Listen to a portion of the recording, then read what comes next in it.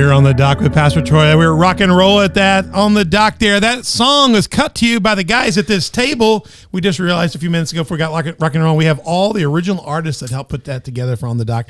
Dustin Griffith there on keys. Yes. You like that? You get to hear it? It was reliving some amazing memories. It's a rocking song.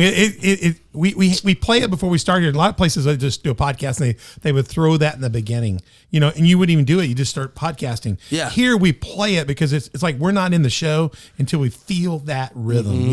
It gets us on the dock. We got this 100-plus-year-old cottonwood table that Ben did, the beautiful studio that he put together and Lucas put together, and my daughter did the art, and we've got you on the instrumentation to do this along with Ben and Lucas, and just full incredible full custom job. It was so good when he came in. The boy didn't know about Otis Redding. He didn't know On the Dock. He really didn't know the song, which is great because when we did this song, we had to get it through YouTube and Facebook and pass the RCA exempt thing. So because he didn't know the song, he just riffed what he felt. Now, the only thing I told him was that you take that West Monroe Street Apostolic stuff you got going on and you get me some Memphis in there. Get me some Memphis. Channel you some Memphis, get a little Elvis rock and roll in there, little blues, and he put it in there, man. It just gets. I hope so. It's good, dude. It was so good that when they reviewed it, they said, "Well, that's a whole new piece of stuff." But underneath there, you can feel the soul of On the Dock. Otis Redding would love that. The reason I have it is because when I get to heaven, Otis only did one verse, did the whistle verse. He dies. They don't finish the verse. He goes, whistles verse 2. And the guy gets done with their live recording. He says, what happened? He says, well, I haven't written verse 2 yet. We got a gig in Michigan. They jumped on a plane, went there. They died. Wow. And so all they had was the studio recording of verse 1, a bridge, a chorus, and a whistle verse. And that's what went number 1 when he died. Wow. So my goal has been when I get to heaven is I want God to bring Otis up and I want to hear verse 2 and 3. Yeah. You know what I do? Somebody said, what if Otis is not in heaven? I said, it's going to be real interesting. The Bible says he gives us the desires of our heart. God, can we just get him for a moment? Yeah. Maybe we look across that chasm and let him play a concert one more time. I want to know verse 2 and 3. But I may just say, I want Dustin Griffith and Ben, and I want them to just rip a full version of what they were playing because it's good. We could be the background band for him to sing. Featuring Otis Lord, Redding. I'm calling for, I want Dustin on keys, Come on now. We're going to have some church up in there. Shabba. So we're going to have to. Hopefully you're not in the background, though. Right? Yeah, hopefully. So we'll work on that. I'm trying to talk these guys that come in and do a longer version of it, so we'll have to get them back in here and do more, but we love it. Thank you for that recording, guys. We're on the dock with Pastor Troy, on the dock.org. We release podcasts every Tuesday and Thursday. Just go check it out on many of our great sites. And remember, we're all about conversations to propel your faith out of the shadows and into the deep. We have 8 different platforms. Go to YouTube. We're trying to beat somebody on YouTube. We just need you to hit subscribe and like and notify and tell other people. Spotify and iTunes as well. Google Play, Facebook. While they let us, we're always in trouble with them. Roku as well, Rumble and SermonNet. On Roku, what you got to do on your Roku TV, download the SermonNet app, look up the On the Dock with Pastor Troy channel, and get locked and loaded. It's a good way to watch us. We have 5 different social media platforms: Facebook, Instagram, Twitter, Telegram, and Getter. And we hope to add Getter to our live stream, to our feeds very soon. As far as that, right now, those are our social media sites, and they'll get you there. If you're just confused after all this, that's fine. We'll help you in a minute with that. But when you get to the spots, hit subscribe, like, hit notify, tell other people about, harass your friends, say you're not cool if you're not on the dock with Pastor Troy.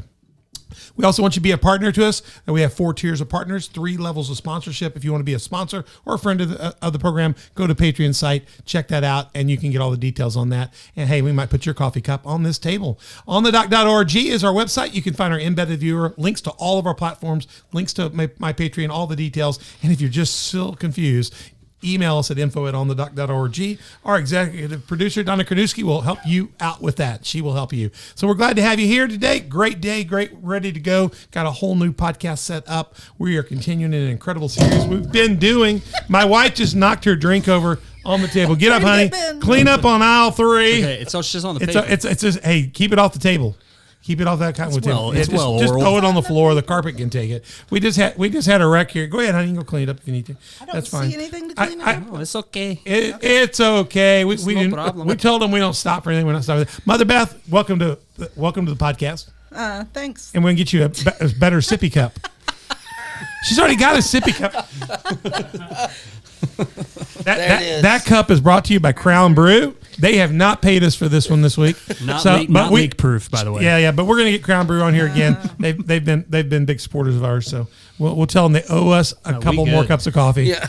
Yeah, that's right. Brought to you by Crown Brew. Yeah, and are you okay with it, Ben? Yeah, I just put it right onto my crotch. So. Well, let's go over to Ben. Ben has Ben's using his pants. He's just dump it in the lap there. That's the way I've always been. When in doubt, just put all the stuff onto your lap. That's right, and it'll sop it up. Let me just say, Ben is my co-host. That's where I'm at. Low budget. Can you say low budget? Oh, you give him some free tea and coffee. That's awesome. Yeah, low budget. Yeah, that's where we're at. We got Lucas Winkler. Lucas, I didn't go get your graphic again. I forgot. I'm so sorry. I forgot to throw you in. Your techno wizard, our executive director today, Lucas Winkler. He is the craftsman. Man, he looks good. He looks good too. Yeah. You just can't see him in that gray T-shirt of his. It's just something. It's always good. Yeah, USA lost yesterday, but they won. I'd never seen the game. I watched the end of it. I was watching the end of it, and they lost, but it was like it's like they let them win. Yeah, they played terribly. They chose to let them win, no, didn't they? Yeah, it's kind of weird things like we're going to were they Croatia or something like that? It had CZ. Yeah, Costa Rica. They let them win or something, and because they were so far ahead, that's what happens. But in football, we never let that happen unless you're going to get a better draft pick at the end of the season. You're already bad. So sometimes we do that. Hey, we're here on the dock with Worship Leader of Southern Illinois series. It's our season 2. How do we say it? Super series. Super. If you haven't watched Wilderness Cooking, go watch Wilderness Cooking on YouTube. I'm promoting him. I'm going to send them a bill for all our promotion. Agreed. Yeah, I need the bill. Yeah, no. They bill. We're on the set here for part 1 of one of our sub episodes. We're featuring Dustin Griffith from West Monroe's Apostolic Church. WMAC. Yes. That's good. Good to have you here. You get a good picture. Look at it. Look at this picture. Look at the hair on this dude. The hair, the beard is just right. The guy's a professional barber. I mean, you can tell he's got product on there. He looks good. He'll make you look good. Yeah. That's the goal. We're gonna get you back for Berg's Barber, but y'all gonna pay for that. So yeah, no, it's all right. We're gonna get you back. We'll do some sort of trade. You have to cut Lucas's hair 5 times. Something like that. He's got 5 free haircuts with me. Has he already? He's not been spending them, so the next 6 or 7 are all free. So well, gee whiz. But already giving back. My hair is too hard to cut. I only got already got a minister cutting my hair. I mean, keep my hair levels. I got a crooked head, so to keep it level is tough.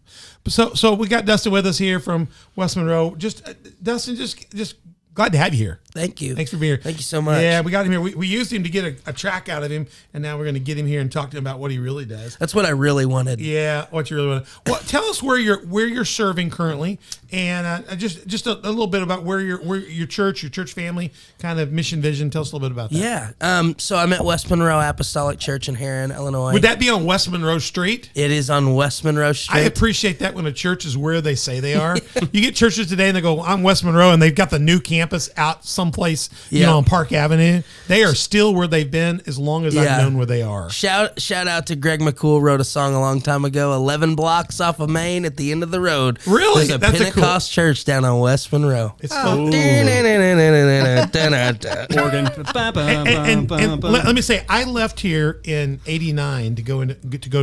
I started pastoring in '89 at Culpin and Energy. That's when I got called by the Lord. I started pastoring. Your dad, Terry Griffith, was the pastor then, right? Right. Yeah. It's been a long time. So just this would be his 26th year. Yeah. But he was the assistant. He was before assistant that. then, Yeah. right? Yeah, right. He was assistant in those days, and because he would be at Minister Alliance meetings. He was somebody there, and so I went to seminary, came back, and he's still around. Now he's got his kids preaching. I came back. The dude's like an Energizer bunny. Yeah. Your dad's an Energizer bunny. I know, and he's taking on everything, but he's just tough. He could be like a Stepford preacher. He's probably something mechanical in there. Something's wound up in there. We believe that. Yeah, I believe it. And your mom's cut from the same. Your mom's tougher than all of y'all. I was gonna say she's the backbone. We really know that. We understand that. It's not in my case. Mother Beth has no influence on me. I'm not scared of her at all. Watch out. One eye like that all night long. You're about to get Will Smith over there. Yeah, Will Smith.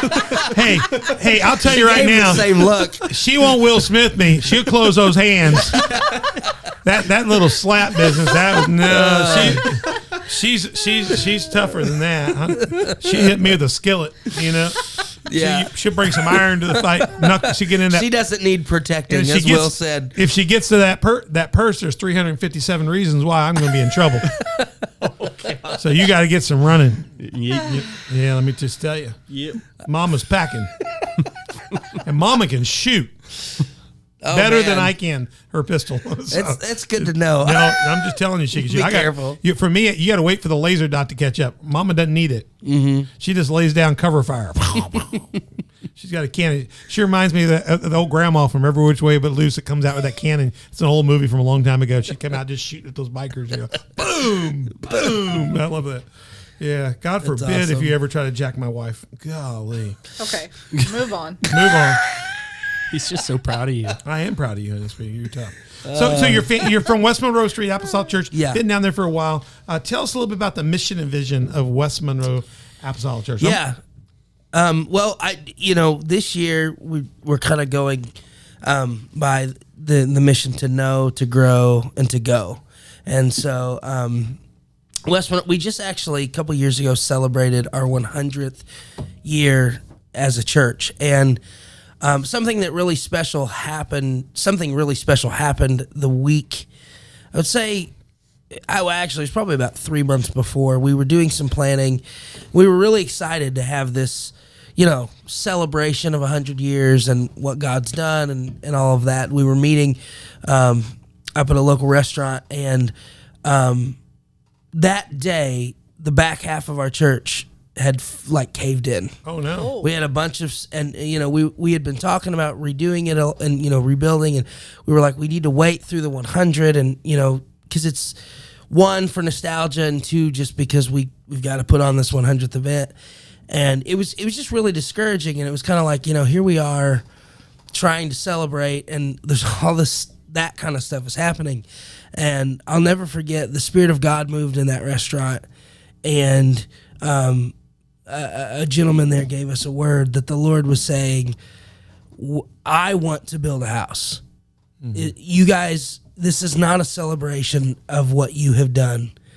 This is a celebration of what I'm going to do. And so he basically came in and wrecked our plans. And what we realized in that moment was that we had been so focused on who we were and what we were doing. Right. And he was like, I'm wanting to do a new thing in you. And I can honestly tell you at that event, the amount of, for lack of a better word, backsliders, the amount of people that were there that came back. Well, we started having revival, families every week. There were new families that hadn't been there in 30 years, hadn't been in any church in 30 years. And God was trying to say, I just want you to remember that you did nothing.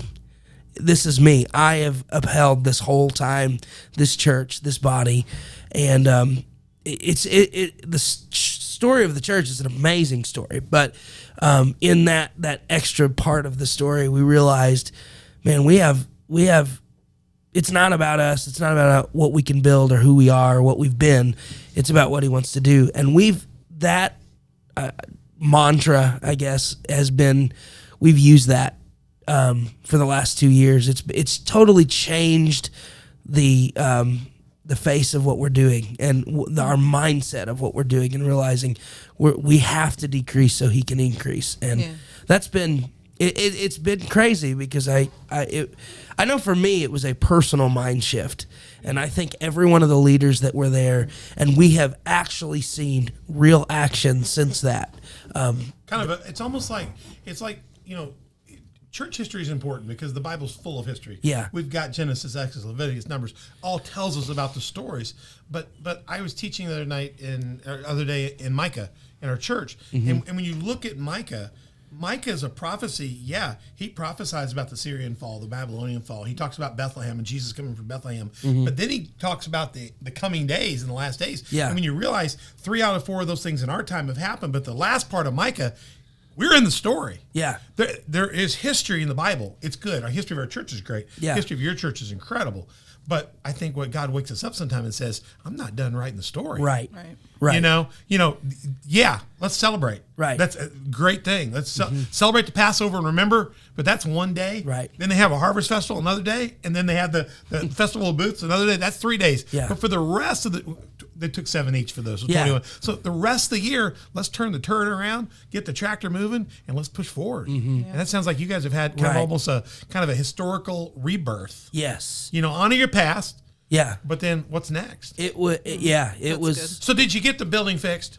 we tore it down. Praise the Lord. And I actually just met with my brother the other night. We were they're going in. We're kind of at the last prep stage of starting the new building. We've had Wow. we've got a ton done around the church, but the next thing is that. And he was like, "So what do you absolutely need for this youth chapel that we're gonna do?" And I'm like, "I need you to call Lucas Winkler and figure out what we need the room to look like. Don't talk to me, but don't build it without talking to someone like him." Knows what they're doing first. Yeah, because our sanctuary was built without any opinion of any musical person whatsoever. And for those of you who don't know, West Monroe Apostolic Church has got phenomenal worship, phenomenal music, incredible choir, incredible band. They can rip it. They can rip it. Appreciate that. And I just want to tell you, because you've been here playing with us before. We've played together. I mean, Yeah. we just know that. I can't imagine the fact that you all built that sanctuary and the kind of level of worship that you guys have, and that wasn't a factor in your equation in those days. My grandfather was the pastor at that time. My mom says it all the time that he just didn't. It wasn't even. They built this choir loft. It's the worst built choir loft ever for sound, and it's just it. I think it was originally built to be a gym. Like their goal, they were growing, and they were like, "We'll build this. It'll be a gym, and then we'll build a bigger." So this is your family from the past. Yes. Well, the good thing is the Griffiths learning. They got a learning curve. Right. So your next facility is going to have a Winkler stamp on it, and if you do that, you're well off. Trust Yes. me. Yeah. Winkler wished he'd gotten in this room before we rebuilt this room. Right. He was not a part. We redid our sanctuary before Winkler got here, and while there's some good things done, he has had to spend a lot of time retro in that back. I wish he'd been a Right. part of that. We did some good things, but we just missed the boat on some things. Yeah. So. And it happens. I'm going to try. We will be sending Winkler a partnership form for on the dock. He can also. I appreciate it. Yeah. Thank you. Yeah, that's great. So you got a process going on. Let me throw this up on your church real quick. There's Terry. Yeah. Is he preaching or is he singing? What? He is singing right there. Well, what's he singing? That's from the 100th, and it would have sounded something like, "If you're owned by this world in all its beauty." That's exactly. Now, what he's do singing you right have there. to come in and accompany him? Oh yeah, Or you got to get in behind him? There's about 50 people in the choir loft. I know. behind him. That's crazy. They've got more people in their choir loft than most people have in their church. Yeah. Yeah, it's phenomenal. I Yeah, love it. That's from the 100th. Do you have to turn around and preach most of the time so you can talk to the people that are in the choir too? Well, usually when I'm preaching, there's not that many people there. They don't come for you, right? Yeah, So- the kids preaching gone. We can go. We can go to McDonald's early, honey. Yeah. I know the feeling. Yep. Yeah. Your dad's a preaching machine. A preaching love machine. him. He's still going. He's still preaching occasionally. Yeah, he was supposed to preach last Sunday, and the Spirit did something else. But he told me afterwards. He said I almost shut it down because people need to hear this. And I was like, okay. Yeah, I know. I know. We'll get You to know. that. We're going to get to that question in episode Right. number 2 when we talk about my worship pastor and what he did to me a few weeks ago. Yeah. Yeah. Oh, I'm These excited. worship pastors can just sabotage you as a senior pastor. Brother Griffin, I feel your pain. Yeah. Yeah, I feel your pain. Sometimes you just got to let the Spirit roll. Though your dad's smart enough to get out of the way.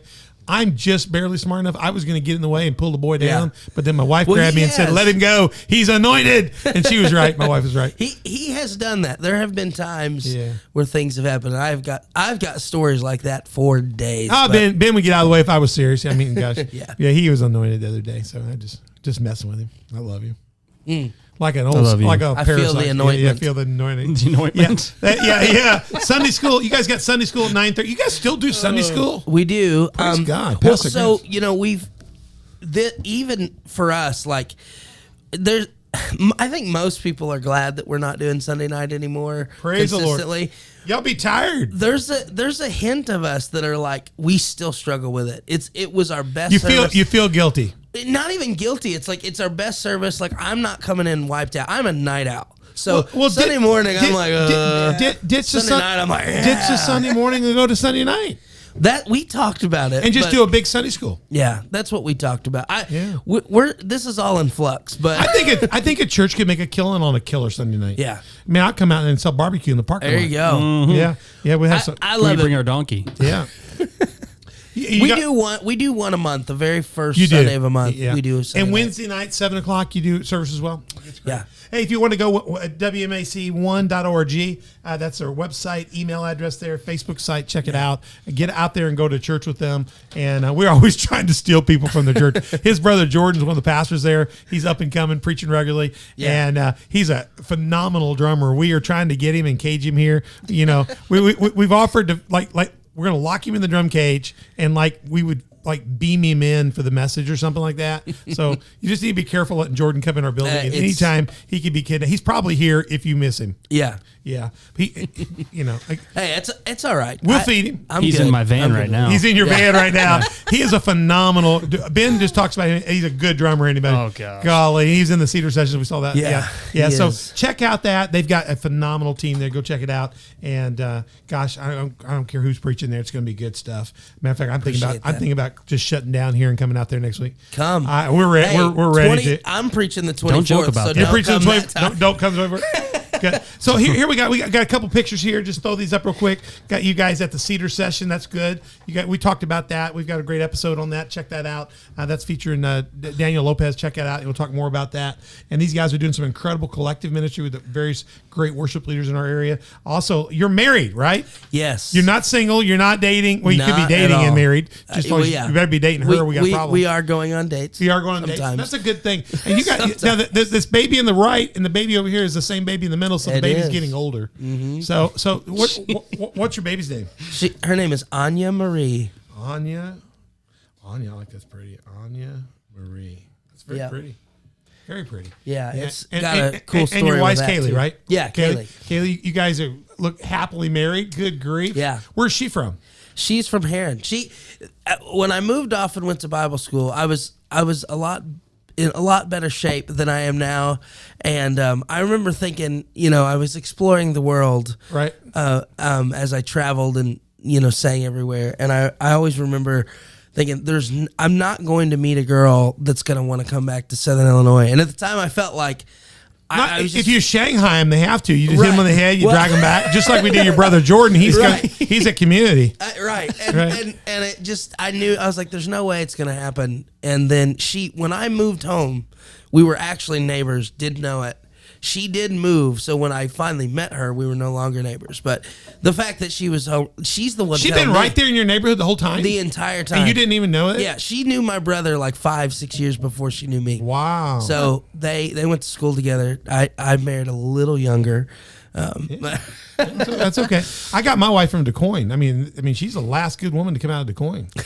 I mean, it's been a while now. And it still haven't produced anything else in a while. I mean, I got her from there. I mean, I would have never. I had to leave Williamson County to find a wife. But what's weird is we've had the Lopez's in here. They married girls just right from their community too. Yeah. I mean, there are some gyms here. Right. I mean like gyms. We got too many gyms now. Everybody's building a gym. Yeah. But there's some great Christian women are in this community. Which is super. God hides them from us, Yeah. or it would have messed you up. You wouldn't have gone. You wouldn't have gone and done your stuff. There's that's a whole nother podcast. Isn't that a whole? That is It's a whole nother yeah. podcast, but it is cool because I think people it's amazing people from here, even if they move away, because I sit in the barbershop all day. I talk to people all the time. I can't wait to get out of here. Can't wait to get out of here. Yeah, I don't blame them. But then in 10, 15 years, they come back. I did too. Yeah. We left and we decided to come back, and there's a lot of things I don't like about it, but I still know everybody, and everybody Yeah. knows our family, and golly. Yeah. And your husband preached a message, or your husband, your son. Yeah. Sorry. Thank you. That's okay. Your son preached a message. I thought you were blaming Beth. Your husband.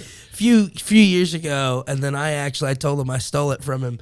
But talking about this region, and it was eye opening. Talking about this such a beautiful. He was talking the passage right after Elisha gets the mantle, and he goes, the people of that area. I can't remember the city, but he said that the land is plentiful and beautiful, but the water is poisoned. Yeah, that's a true statement for her. Yeah. Yeah, and he said, he said, go get salt, which is the old thing, the thing that the truth, the thing that it preserves us, it keeps us, but put it in a new bowl. And he talked about taking what the truth of God and putting it in, kind of freshening up to save this area. And it was such a powerful message. I stole it and I preached it in my church, and it was awesome. Well, I have a better chance of getting you to come preach it here again than I do get my own son to come here and preach it. Hey, he's busy preaching and stuff like that. I may have to have you come do that. Absolutely. It's powerful. It fit what you're sharing.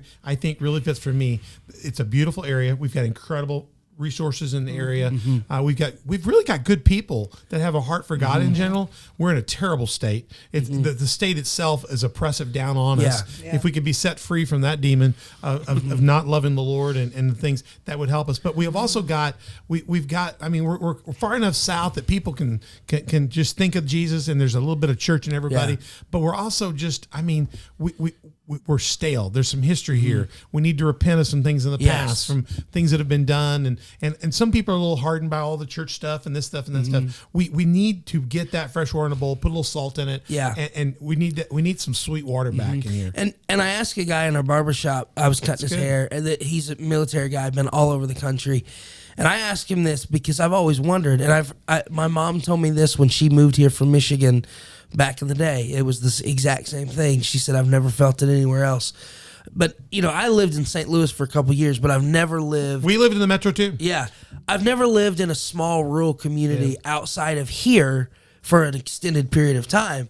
And I asked him the question, I said, and I said, is kind of this area's, it feels like that this area a lot of times and Marion's a good example of trying to break out of this, but they're making a move. Yes. Yeah. Trying to stifle new things. Marion was in the gutter. Marion was in the gutter worse than Herrin. Herrin's now the gutter community, and they're trying to push out. Right. No, they were. Johnson City was gone. Johnson City property values are skyrocketing right now. Yeah. Marion's taking off. Herrin's now got to catch up. Yeah. It's changing. And I said, do you feel like just kind of that notion where, we want everything cheap, we want just I really think it's a spirit. I totally agree. And I asked him, and he said, I've never felt it since moving here.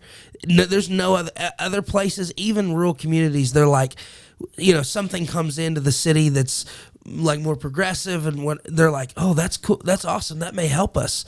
And here it's like, no one will ever go there, those kind of things. But I think that carries over spiritually as well. I do too. I think it affects our churches and how they deal and stuff. And I also we're starting to see the craft businesses, the craft barbers, the craft coffee shops, we're hoping soon to have craft barbecue, other things that you're going to see coming here. Right. You've got people like Lucas doing craft, thinking about building a church and thinking about the sound shape of it before you build it is a craftsmanship work. Yeah. You're beginning to see that, what you guys are doing with the cedar sessions. We're talking about craft worship. We're talking about training each other and inspiring each other to a new level of Levitical worship. Right. We're seeing stuff start to root here because I don't think the old bowl can handle it anymore. Right. And I think agree. Going back to what you're talking about with the wives, the reason I even brought it up to bring us around is that I think it was so important for some of us, our younger generation, to marry in this area so that they're invested in this area. I totally agree. You know what I mean? And I'm tickled that they have. I'm inspired by it. And it helps me understand how God's starting to root in this movement that started your sessions. And we're talking about doing some collective evangelism as a group of leaders and stuff here. And I just see hope. Yeah. I see hope. Me too. It is a dark time here, but I see hope. Amen. I see the ability for it to pierce it. Let me ask you, tell us a little bit about you. How did you come to Christ? Were you forced to do it? Did your dad order it? Did your mom demand it? Did they threaten to peg leg you or something? I mean, what did they just chop your leg off if you don't? Did you run away and go do bad things and cut yourself and do tattoos? How did you become a Christian? How did your parents' faith become? Has it become your faith? Yeah. I tell people all the time, and it's just funny because Well, I would be scared to tell my mom I'm not a Christian if I had Right. your mama. Your mama pray you into a coma. I had a best friend. This is the best thing I could. I say, yeah, mama, I'm a Christian. Yeah, mama, I'm a Christian. Yeah. The question is, are you a Christian? Yeah. Yeah, she'd take you out. A really good friend of mine who was another pastor's kid in this community said to me, and it's best encapsulated. He said, if I had the raising that you had, I'd still want to be involved in ministry too. That's cool. That's really good to say. And to me, that's better than anything I could say. Like, Yeah. my family taught me to love it. They didn't force it. They really did not force it. And we grew up like that's all we wanted to do. Did you get tortured as a preacher's kid? No. And maybe that's part of it. I don't think Josh got tortured too much. He had moments of it occasionally where he'd watch me get tortured. But Yeah, I don't think they Yeah. got. Yeah. they- I mean, and that's why they love the Lord, I think. and I want to say, and I'll say this, I don't know that I've ever said it, but publicly, if anybody from West Monroe is listening, we were so blessed, me and Jordan, and then my cousin lived with us for a while, Michael. I don't know that I've ever seen pastors' kids treated better by their church. I love that. I Praise God. felt so comfortable. I remember sharing when I came home from Bible school. I was not where I needed to be with the Lord, but I was up leading and traveling, and I felt the Lord basically asked me to give a testimony that I had not gotten through yet. I was dealing with, just living in sin, and I didn't question, should I do this here? A lot of people would be like, that's my home people. I don't want to admit. Yeah. It wasn't even a question because I knew they would pick me up. You trusted them Yeah. enough to be able to lay it up. I have been so loved through life. They weren't going to use it against you in a court of law. You knew they were going to build you up. Right. That speaks highly Yeah. of your church family. Yeah. And If we could do more, most churches we kill our wounded and then we don't even bury them. Yeah. We put them up in effigy so people can remember. We hang their bodies. Well, and we've joked about it. I've told them before. I said, when I see some of the missional things you guys do, that's where we're not as, we need to be a little more, and we are missional, but like we don't hold a candle. I said, but for our internal family, I've been a part, I've traveled, seen churches. I've never been a part of anything like it.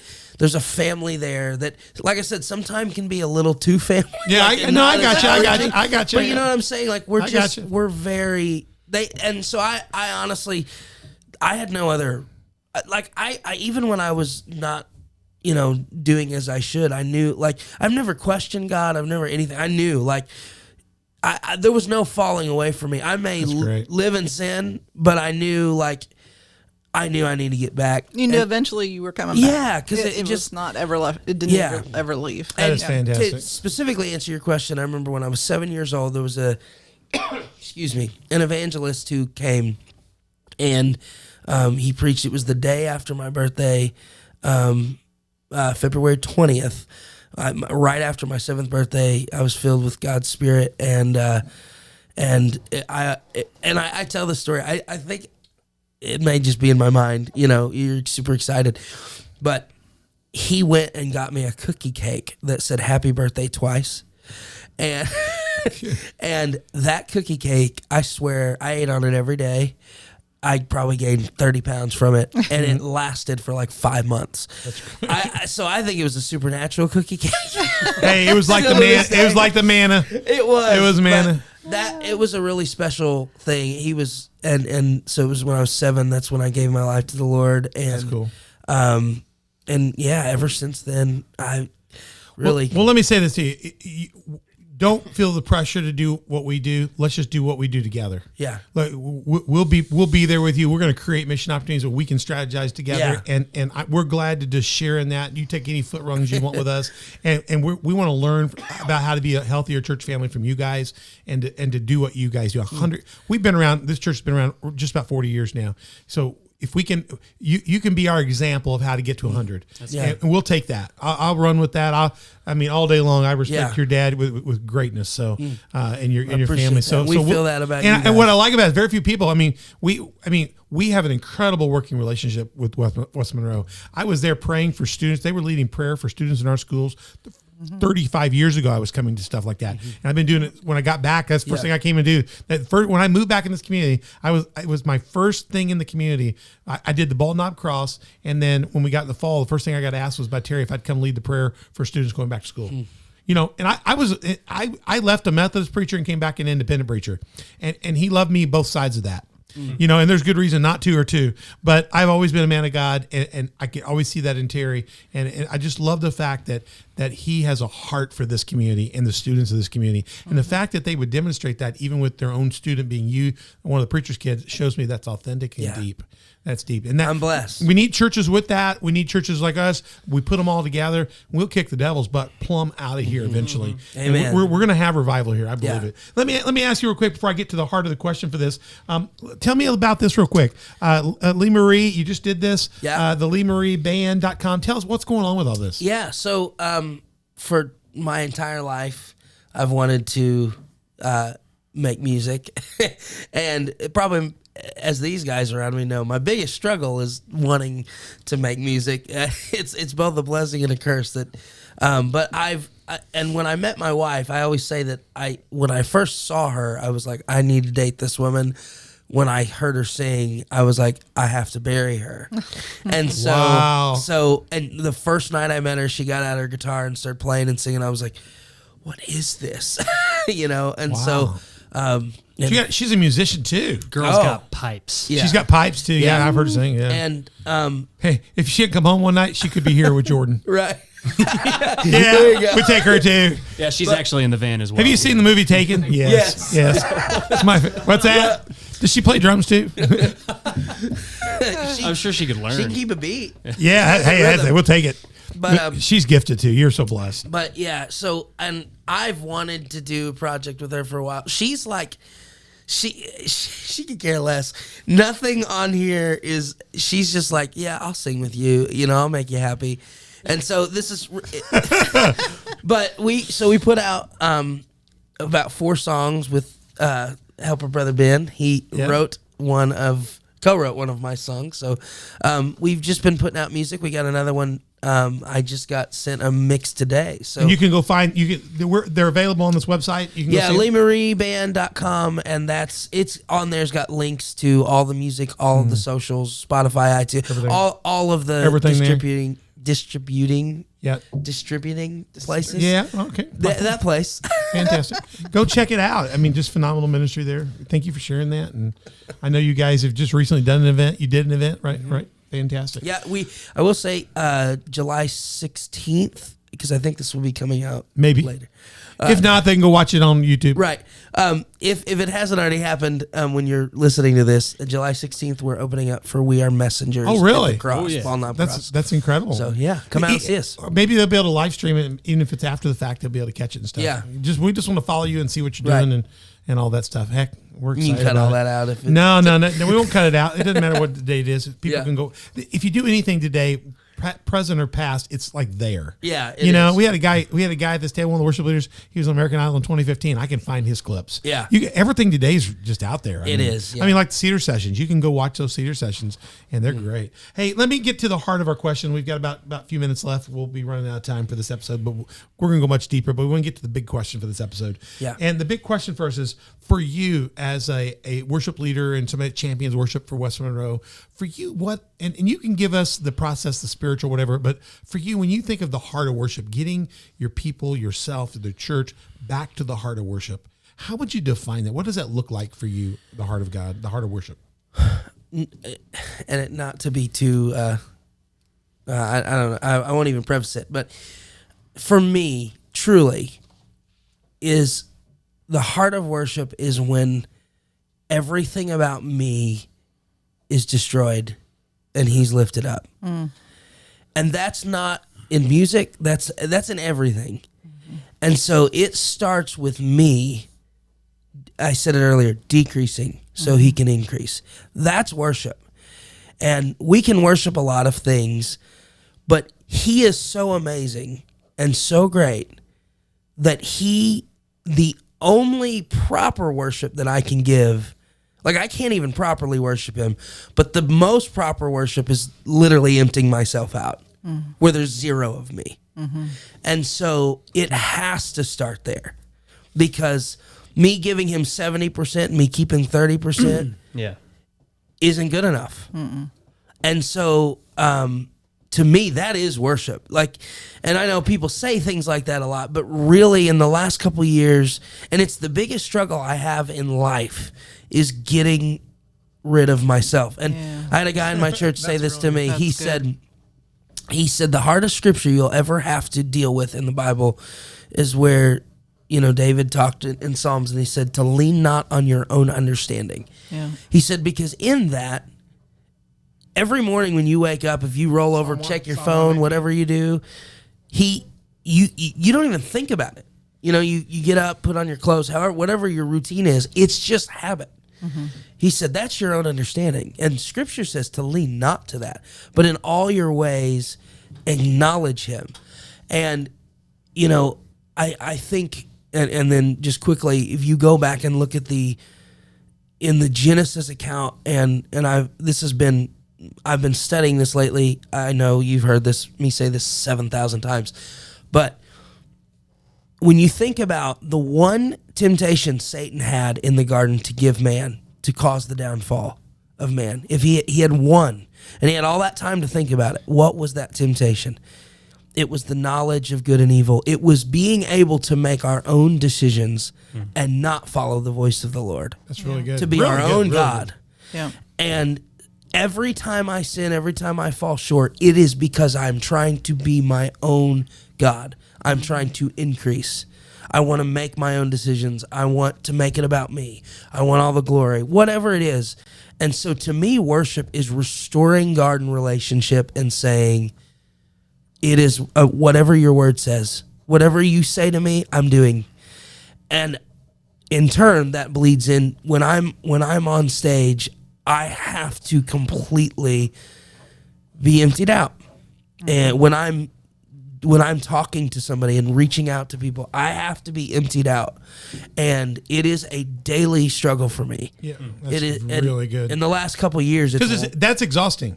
Exhausting. That's an exhausting process to do that, to empty yourself. It's a renewing process to refill yourself. Yeah. But the risk of emptying yourself, there's always in that background going, you won't have enough for something else, or the devil's telling you you're going to be dry, There's a challenge there. But that is worship, and I think if you just apply that to everything you do, then it is worship. Whether it's business, whether it's worship, whether it's church ministry, if I can just empty myself out, then I can properly, because I can't give more than 100%, but if 100% is all I have, I need to give it to him, and that's the best worship I can give. I'm going to give you a free preaching examples, because you got to preach on the 24th. You ready? Yeah. I've done a lot of coaching and sports coaching, and over the years I've coached for about 20 years, and I got a chance to speak with SIU and football teams. I've done a lot of chaplain stuff. One of the best examples in the Bible of that just changes my heart is when David is sitting with his great warriors outside of Bethlehem, and they're exhausted from the battle and the assault to try to get Jerusalem. And he's talking about late after they've been battling, and he's laying there, and they're like warriors would do, dreaming about the good times, they're sleeping on the ground and all this stuff. And he said, I just dream of that sweet water from that well at Bethlehem, Do you remember that? Yeah. I'm dreaming of that. And he goes to bed, like the warriors do after they've hung out by the fire too much, knowing that tomorrow they're going to fight again. Yeah. And his three greatest warriors get up and they fight their way overnight into Bethlehem. And they go to that well. And when he wakes up the next morning, they present to him. Wow. I mean, they slaughtered people to get to that well. And they bring him that cup of water, that full cup of water, and just say, David, we brought it for you. That's guys that love you. Yeah. I mean, they went and got it, right. And he gets the water, and I'm always stymied because he takes the water. I wish I could quote the text right now. But he takes the water, and the guys present it to him, and then he says, I love you guys. You guys have given me something so precious that all I can do with this is he pours it out to the Lord as an offering. He pours it out on the ground and says, this is sacred. You've given your blood and your sweat and your tears for me, and I'm not worthy to drink this. And he gives it as an offering to God, as a poured out offering. And I'm sitting there like, part of me is like, how dare you? Do you have any idea what I did for that water? And then part of me is like, Whoa. The thing you desired most, you gave out. You showed your men that actually their love for you was greater than that cup was. Right. And he pours that out. And I have shared that as a football thing and told guys, pour everything you got, pour it out. Yeah. But I think what you're saying is whatever God's put in you, I want to give it back to him here. And I know what I've got's not enough. The water wasn't enough. His men had given him something far more precious. Yeah. I just use the illustration. Hey, you can preach that. Don't have to quote me. That dog will hunt. You just may have changed my message. I know. But when you were sharing that, what I was seeing was the power in when we take what we have and we give it back to God completely. And look what God did for David in his kingdom. They gave him everything. Absolutely. Trust the Lord. Lean not on your own understanding in all his ways. Yeah. Psalm 119, I got to quote the rest of the text. If you'll find that text for me, I appreciate it. Psalm 119, trust in the Lord with all your heart. Lean not on your understanding. In all your ways acknowledge him and he will guide your paths. Yeah. That's a risky, it feels risky today to pour it out, but what you're saying is that's the only transaction that can really matter. Right. I love it because what you said here, it's really all I have. That's mine. All I have. It's all I have. And it's his anyway because he bought it with his blood. Yeah. Let me ask you one more thing. We're getting long here, but let me just ask you if you because this kind of wraps up this second piece of this question. What would be your base principle if I love this. This is your definition of getting the heart of worship, emptying. How would you prepare your people? Somebody coming in, they're going to worship with you. You're the leader. You're bringing them before God. How would you equip them to get ready to get in that game, to do that emptying? What would be one or two or three things you would say as you get ready to enter the field of worship? Yeah. How would you help them get ready? What would you have them strap on? What would you have them do? You know, in thinking of this, To be ready to do this. Yeah. You know, and I'm not good at this. I think obviously, man, you bringing that scripture, I'll there's a minister that came into town, was doing some tent revivals, and I don't think it's ever been done better. So I'm just gonna, I don't do this. I need to do this, but he was bringing he was gonna have a tent revival in the middle of Carbondale, in the worst part of Carbondale. And he just asked any church leaders that wanted to come, and a lot of people came. And I remember in that meeting, I thought we were going there for him to tell us this is what we're gonna be doing. And all he did, because he's from out of town, you know, and I'm sure there was a lot of people, and I'm sure in me there was something like, I need to go see if this is legit, and if not, I'm not going to be a part of it.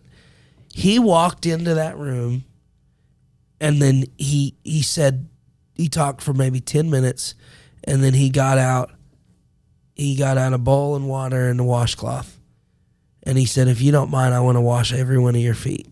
Wow. And he did. And you talk about a spirit of worship that hit those leaders. Broken. I mean, and he prayed and laid hands on everyone. I mean, there was probably 25 churches from Mount Vernon to Cairo, like all in there. And he didn't have to do that, you know, but he did that. And you talking about spawning a spirit of worship. Now, obviously, I don't have time to do that every service before service, but honestly, I think what your scripture you brought out with David, like it just clicked in me just now. Like really, to do that is to love people, show them, pour yourself out to them, and say, you know, let me go around and pray for you. I'm going to pray for each one of you. There's nothing that brings people closer to the heart of God.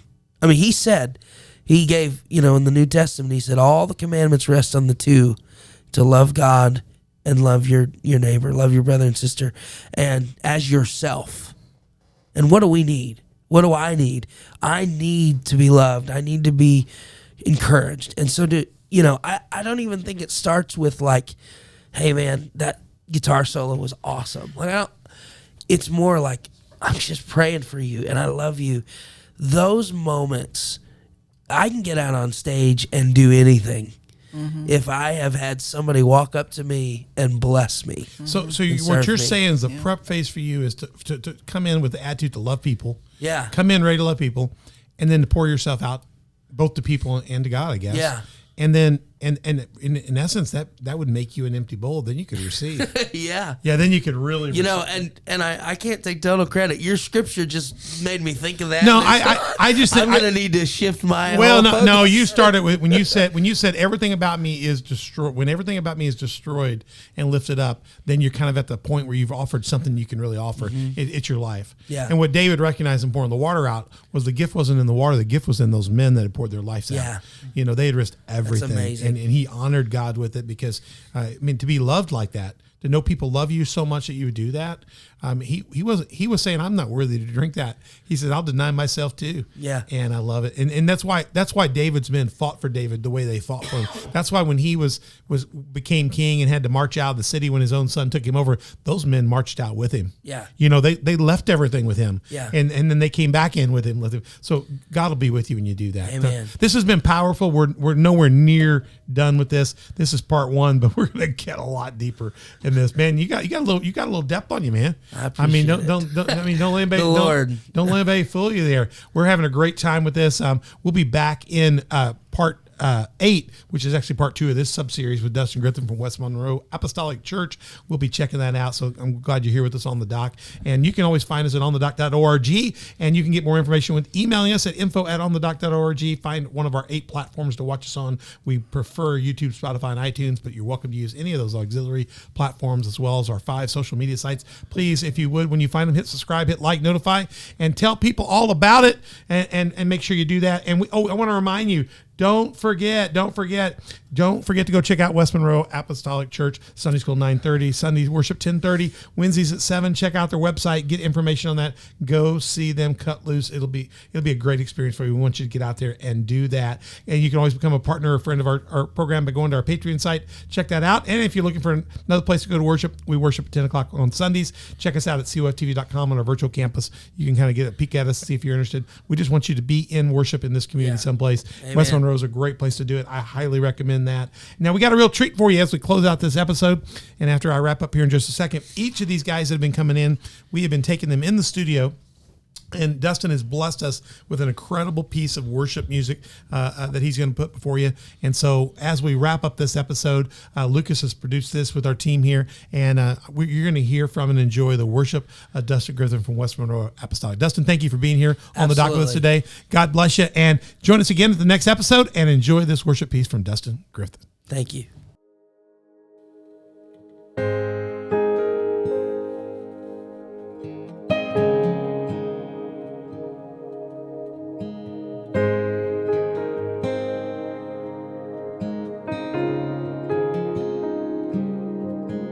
In an old run-down apartment house on the wrong side of town,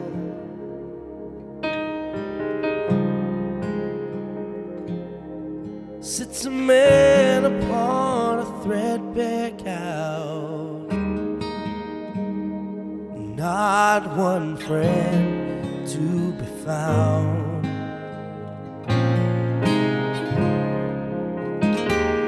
Heard about a Savior's love and how he died on the tree.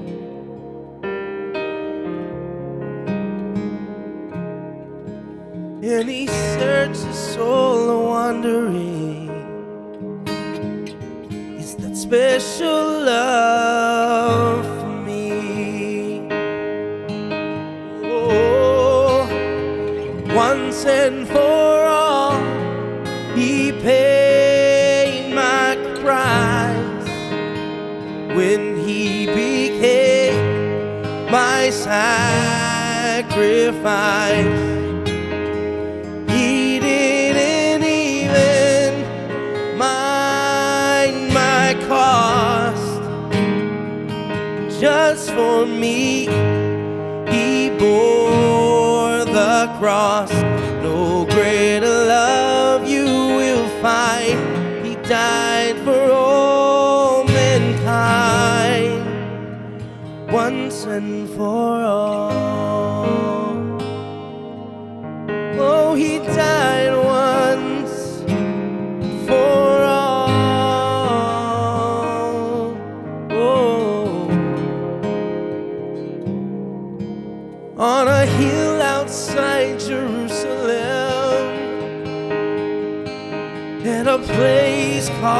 Calvary.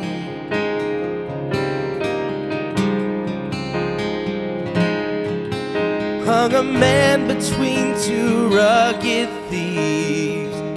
Oh, to save a lonely wretch like me. So you search your soul, you're wondering, is this kind of love still true?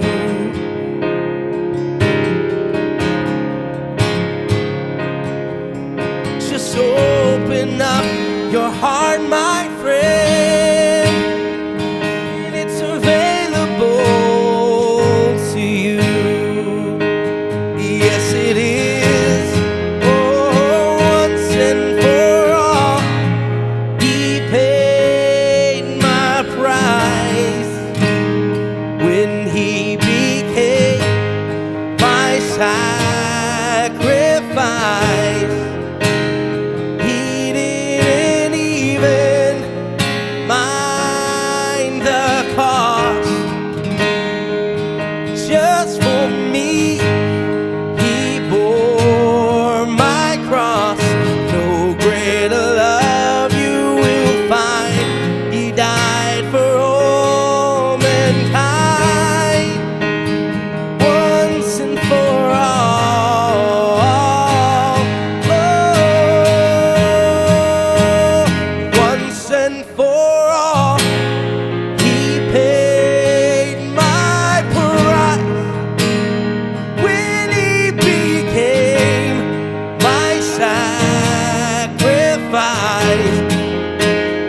He didn't even mind the cost. Just for me, He bore the cross. No greater love you will find. He died for all mankind, once and for all. He died for me and you, once and for all. And once and for all, He died.